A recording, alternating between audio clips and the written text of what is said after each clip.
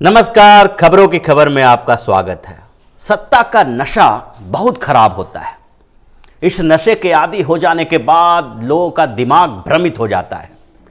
महाराष्ट्र में शिवसेना की सरकार बन गई है। कांग्रेस और एनसीपी के सहयोग से उद्धव ठाकरे मुख्यमंत्री बन तो गए हैं, अभी तक उन्होंने बहुमत भी साबित नहीं किया है कि उनके कई नेताओं के दिमाग खराब हो गया है। उनका दिमाग काम नहीं कर रहा है और उनको लग रहा है कि आगे भी हम पूरे देश में ऐसे ही गठबंधन कर करके सरकार बनाने लगे। और उन नेताओं में सबसे ऊपर नाम है संजय राउत का। संजय राउत जो शिवसेना के बहुत ही बड़बोले बेवकूफ टाइप के नेता हैं, जिनकी हेकड़ी कुछ समय पहले निकल गई थी और जब एक बार फिर से किस्मत ने उनका साथ दिया तो फिर वही राग अलापने लगे हैं। उन्होंने कहा है कि जिस तरह से महाराष्ट्र में सरकार बनी है उसी तरह से के चमत्कार और देखने को मिलेंगे। और वो चमत्कार सबसे पहले कहां देखने को मिलेंगे? तो वो चमत्कार देखने को मिलेगा गोवा में। गोवा महाराष्ट्र के पास है और शिवसेना को ऐसा लगता है कि वहां भी हम ये तिकड़म भिरा सकते हैं, जबकि शिवसेना वहां पर बिल्कुल नगण्य है ही नहीं कुछ। उसके पास एक भी विधायक नहीं है। फिर भी उन्हें लगने लगा है कि शिवसेना ऐसी भूमिका में आ गई है कि अब कहीं भी सरकार गिरा और बना सकती है। संजय राउत पहले भी ऐसे बयान देते रहे हैं जिसके कारण शिवसेना के नेता और उसके विधायक ही पहले नाराज हो गए थे इनसे। लेकिन जब एक बार फिर से इनके पक्ष में सत्ता चली आई और समीकरण इनके पक्ष में दिखाई पड़ने लगा तो फिर से ये वही बोलने लगे हैं जो पहले बोलते थे और इनको अपनी जुबान पे लगाम नहीं है। और उद्धव ठाकरे भी पता नहीं कैसे इनको झेल पा रहे हैं, जिनका अपना कोई आधार नहीं है, वोट बैंक नहीं है, सिर्फ पर्दे के पीछे रह के राजनीति करते हैं। मीडिया में बने रहने के लिए हर दिन कुछ ऐसे बयान देते हैं जिससे कि उन्हें लगता रहे कि हम भी राजनीति कर रहे हैं। लेकिन उद्धव ठाकरे इनको बर्दाश्त करके रखे हुए हैं। ऐसा लगता नहीं है कि ज्यादा दिन तक बर्दाश्त हो पाएगा, क्योंकि अब शिवसेना अकेले सरकार में नहीं है, उनके साथ और दूसरी पार्टियां हैं और कांग्रेस एक नेशनल पार्टी है, उसके दूसरे राज्यों में भी सरकार है। और संजय राउत के ऐसे बयानों से कांग्रेस की लुटिया डूबने वाली है। अगर संजय राउत ने गोवा के बारे में ऐसी बातें कही है कि गोवा में कुछ चमत्कार दिखने वाला है, और चमत्कार का आधार क्या है? तो गोवा फॉरवर्ड पार्टी जिसके पास मात्र 3 विधायक हैं, उनके दम पर यह कहते हैं कि वहां पर सरकार हम गिरा देंगे भाजपा की सरकार गिराने की बात करने के पहले उनको यह सोचना चाहिए कि 40 सदस्यों वाली विधानसभा में भाजपा के पास 27 विधायक हैं, जबकि चुनाव के समय उनके पास इतना विधायक नहीं था। चुनाव में कांग्रेस सबसे बड़ी पार्टी बन के उभरी थी और कांग्रेस के पास 17 विधायक थे, भाजपा के पास 13 विधायक थे। लेकिन उस समय भी सरकार भाजपा ने बनाई। भाजपा ने सरकार ही नहीं बनाई, जैसे सरकार बनने के बाद भी भाजपा वहां आक्रामक बनी रही और उसके बाद धीरे धीरे कांग्रेस में फूट पड़ता गया। कांग्रेस के पहले एक विधायक ने रिजाइन देके फिर से चुनाव लड़के भाजपा के टिकट पर और भाजपा के विधायक बन के उभरे।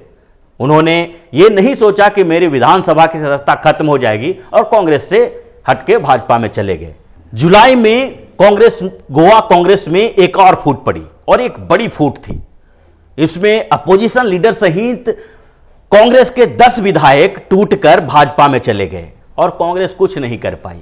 अब कांग्रेस का स्ट्रेंथ बहुत कमजोर हो गया है, मात्र 5 विधायक उसके पास बचे हैं और उसके दम पर जो 40 सदस्यीय विधानसभा में जिस पार्टी के पास 27 विधायक हैं और 3 निर्दलीय विधायकों का समर्थन प्राप्त है, यानी 30 विधायक जिसके पास है, उसको हटा के फिर से वहां सरकार बनाने की बात संजय राउत कर रहे हैं। संजय राउत ऐसा बयान देने से पहले सोच नहीं रहे हैं कि देश के कई और राज्यों में जहां कांग्रेस सत्ता में है और उनकी सत्ता ऐसी स्थिति में बनी हुई है कि कभी उनके हाथ से जा सकती है, और उस कांग्रेस को जिसने शिवसेना को सपोर्ट करके महाराष्ट्र में सरकार बनाई है, उसे संजय राउत खुद ही नाराज कर रहे हैं।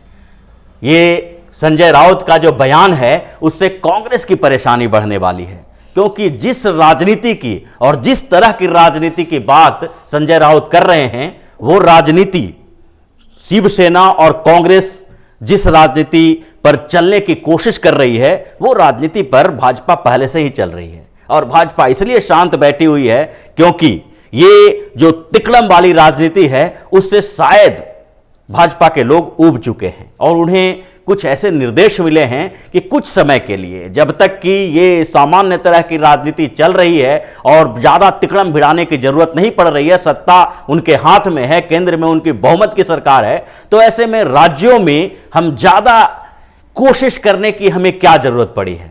लेकिन संजय राउत जिस तरह की राजनीति की बात कर रहे हैं उससे तो यही संकेत मिलता है कि आगे पूरे देश की सियासत में बड़े तूफान आने वाले हैं। अगर संजय राउत या शिवसेना कांग्रेस ने गोवा में कुछ भी ऐसी हरकत करने की कोशिश की तो उसका परिणाम दूर तक दिखाई पड़ेगा और वो सबसे पहले मध्य प्रदेश में जाकर गिरेगा, क्योंकि मध्य प्रदेश के मुख्यमंत्री कमलनाथ खुद ही बहुत सख्ते में हैं। मध्य प्रदेश कांग्रेस में फूट पड़ी हुई है और ये फूट जो पिछले 6-7 महीनों से पड़ी हुई थी इस बीच और उभर के आई है सामने। जब उद्धव ठाकरे शपथ ले रहे थे तो मध्य प्रदेश से वहां के मुख्यमंत्री कमलनाथ महाराष्ट्र आए और उद्धव ठाकरे से हाथ मिलाया, मुस्कुराए। लेकिन महाराष्ट्र चुनाव में प्रभारी की भूमिका जो निभा रहे थे यानी ज्योतिरादित्य सिंधिया, वो वहां नहीं आए। ज्योतिरादित्य सिंधिया कहीं प्रोजेक्ट नहीं किए गए, कहीं दिखाई नहीं पड़े, जबकि महाराष्ट्र चुनाव परिणाम के बाद ये तो माना ही जाना चाहिए था कि ज्योतिरादित्य सिंधिया ने वहां पर कुछ काम किया। टिकट बंटवारे से लेकर स्ट्रेटजी बनाने तक में कुछ न कुछ तो काम किया होगा, क्योंकि उन्हें चुनाव में वहां बड़ी भूमिका निभाने के लिए भेजा गया था। और उस समय भी महाराष्ट्र भेजने के पीछे एक बड़ा रीजन कमलनाथ और दिग्विजय सिंह ही थे। सिंधिया पहले से ही बौखलाए हुए थे कि हमें मध्य प्रदेश के कांग्रेस का अध्यक्ष बनाया जाए, क्योंकि वो केंद्र की राजनीति से ऊब चुके हैं और मध्य प्रदेश के मुख्यमंत्री अगर वो नहीं बनाए गए, जैसा कि चुनाव परिणाम जब मध्य प्रदेश के आया था तो चुनाव परिणाम आने के बाद भी ये बातें उठ रही थी कि वहां का मुख्यमंत्री कौन बनेगा। उस समय सिंधिया बड़े दावेदारों में से एक थे, लेकिन राहुल गांधी सिंधिया को किसी तरह से मना लिए, क्योंकि वहां पर जो दिग्विजय सिंह की लॉबी थी, कमलनाथ की लॉबी थी, वो थोड़ी बड़ी हो गई थी और राहुल गांधी को ऐसा लगा कि ये लोग अब राजनीति से रिटायर करने वाले हैं, आपकी राजनीति अभी लंबी चलेगी, तो एक बार और इनको मुख्यमंत्री बनने दीजिए। और कमलनाथ को लगता है कि ये बार अंतिम बार वो मुख्यमंत्री बनने वाले हैं, तो कांग्रेस के कुछ नेताओं को भी इस बात पर विचार करना पड़ा और सिंधिया ने अपने आप को पीछे रख लिया। उन्हें लग रहा था कि राहुल गांधी के साथ रहने में राजनीतिक भविष्य ठीक ठाक रहेगा, लेकिन एक तरफ राहुल गांधी ने अध्यक्ष पद से रिजाइन दे दिया और दूसरी तरफ कमलनाथ और दिग्विजय सिंह के जोड़ी किसी तरह से सिंधिया को पीछे धकेलने में लग गए। और इसी बीच उन्होंने सोचा कि किसी न किसी तरह से फिर से मध्य प्रदेश की राजनीति में सक्रिय भूमिका निभाई जाए, और इस बीच वो भूमिका निभाने के लिए फिर से मध्य प्रदेश में चले गए हैं। और ऐसा लगता है कि वो अब कांग्रेस से भी ऊब चुके हैं, कांग्रेस से भी अब वो कांग्रेस में भी रहना चाहते हैं या नहीं, इस पर भी थोड़ा संशय की स्थिति में है, क्योंकि उन्होंने अपने ट्विटर पर से भी कांग्रेस का नेता हटा लिया है और अपनी अलग भूमिका में आ गए हैं। इस पर भी थोड़ा विवाद हुआ था और जब महाराष्ट्र में उद्धव ठाकरे के शपथ ग्रहण समारोह में नहीं आए तो वहां भी ऐसी बातें चलने लगी कि मध्य प्रदेश में कांग्रेस की सरकार को खतरा होने लगा है।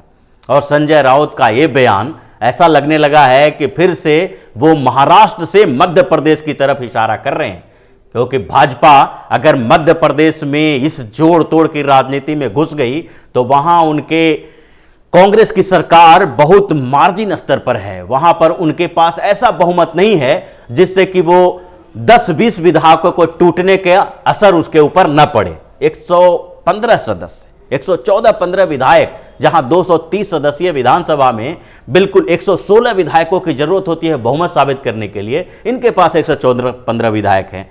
और बसपा और सपा को छोड़ दें तो निर्दलीय विधायकों की बात हम नहीं कर सकते, क्योंकि निर्दलीय जिसकी सरकार बनने की संभावना होगी उन्हीं के पास जाएंगे। बसपा के साथ कांग्रेस ने तो पहले से ही संघर्ष की स्थिति पैदा कर दी है। जिस तरह से राजस्थान में बसपा के विधायकों को कांग्रेस में शामिल करवाया गया, उससे मायावती काफी चिढ़ी हुई हैं। उन्होंने कांग्रेस को धोखेबाज पार्टी भी कही थी। अगर मध्य प्रदेश में भाजपा ने ऐसी कोशिश शुरू कर दी तो कमलनाथ की सरकार को बचाना मुश्किल हो जाएगा, क्योंकि सिंधिया किसी न किसी तरह से कमलनाथ की सरकार को गिराने की कोशिश में लगे हुए हैं। अगर वो कांग्रेस नहीं भी छोड़ते हैं तो भी चाहेंगे कि कमलनाथ की सरकार गिर जाए, और इसके लिए कुछ विधायकों का बैक सपोर्ट भाजपा को दिलवा सकते हैं। तो संजय राउत के जुबान पे लगाम लगाना चाहिए। उद्धव ठाकरे और कांग्रेस के नेताओं को भी इसके ऊपर दबाव देना चाहिए कि राउत साहब पागल मत बनो। आप जिस तरह की राजनीति की बात कर रहे हो, उस तरह की राजनीति अगर भाजपा ने फिर से शुरू कर दी तो न महाराष्ट्र में आपकी सरकार रहेगी, न मध्य प्रदेश में सरकार रहेगी, और न ही राजस्थान में आपकी सरकार रहेगी। क्योंकि कमलनाथ के साथ भी वही समस्या है और अशोक गहलोत के साथ भी वही समस्या है। राजस्थान में भी सचिन पायलट और गहलोत साहब के बीच 36 का आंकड़ा चल रहा है। हर मंच पर वो किसी न किसी तरह सरकार की बुराई करते नजर आते हैं, और सरकार की बुराई नहीं होती है, वो गहलोत साहब की बुराई होती है। सचिन पायलट भी रूठे हुए नजर आते हैं और कई बार बगावत का इशारा भी कर चुके हैं। तो अगर संजय राउत साहब के पागलपन को नहीं रोका गया तो फिर कांग्रेस महाराष्ट्र में शिवसेना की सरकार बने रहने नहीं देगी, और अगर शिवसेना की सरकार नहीं रही तो फिर राउत साहब भी बोलने के लायक नहीं रह जाएंगे। तो इसी तरह की खबरों के साथ फिर से हाजिर होंगे। तब तक के लिए बने रहिए ओपिनियन पोस्ट इंटरनेट टीवी के साथ और देते रहिए हमें सहयोग, ताकि इसी तरह की खबर हम आपके लिए लाते रहें। धन्यवाद। अगर आपको हमारा वीडियो पसंद आया हो तो इसे लाइक करें, हमारे चैनल को सब्सक्राइब करें और हाँ, बेल आइकन दबाना ना भूलें, ताकि आप तक हमारे वीडियो की नोटिफिकेशन पहुंचती रहे। आप अपना सुझाव हमें कमेंट बॉक्स में दे सकते हैं। हमारे साथ जुड़ने के लिए शुक्रिया।